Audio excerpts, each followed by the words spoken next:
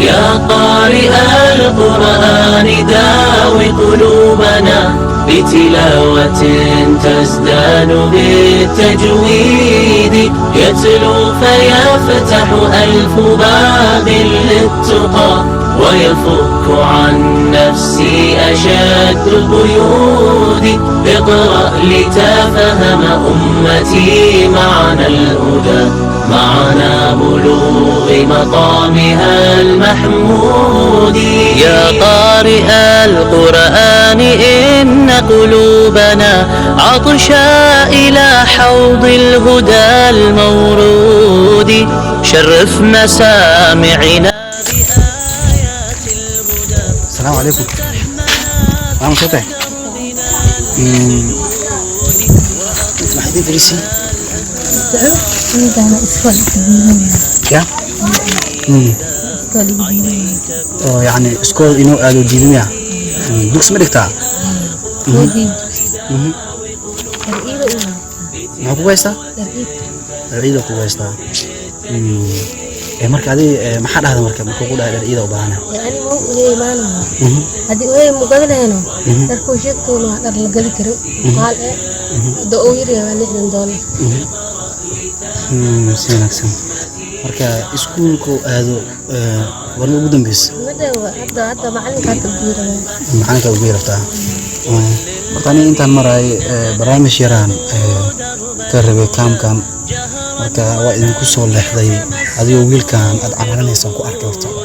saas ay idinku soo leexday marka arinta ku haysato dhar ciido waa magaca Xasan aaba aaba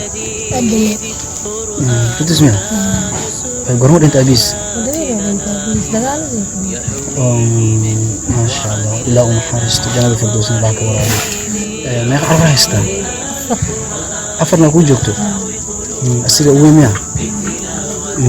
سيوى ناكسن ما شاء الله هذيك المقعة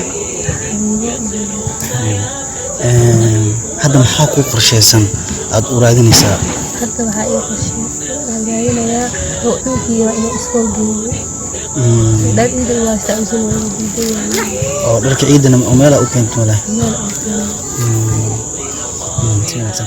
ka waran haddii aad hesho walaal muxsin ah oo ku caawiyo oo dharka ciida aad sheegayso inuu gaado oo kugu gado dharkooda hadda aad sheegayso $60 oo ku gado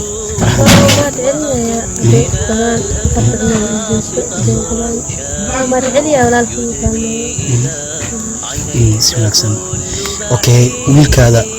wiilkan waa kan orodka صح kan orodka waa kan oo diiday yani inuu iskuul aado si wanaagsan wiilkaada waan ku wadaa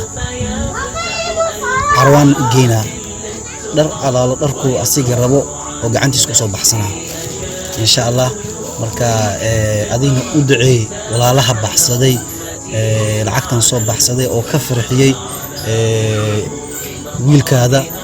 oo agoon ah oo adigana hooyadiisa aad tahay maxaad ugu duceynaysaa meesha soo bixiyay wax ka badan insha Allah magaca Xasan insha Allah dharka rabto waa lagu gadaa ana hadda ku wadaayo waxaan ku geynaa carwo dharka rabto aad soo baxsanay ya لكن إن شاء الله إن شاء الله يا قارئ القرآن داوي قلوبنا بتلاوة تزدان بالتجويد يتلو فيفتح ألف باب للتقى ويفك عن نفسي أشد القيود اقرأ لتفهم أمتي معنى الهدى معنا بلوغ مقامها المحمود يا قارئ القرآن إن قلوبنا عطشا إلى حوض الهدى المورود شرف مسامعنا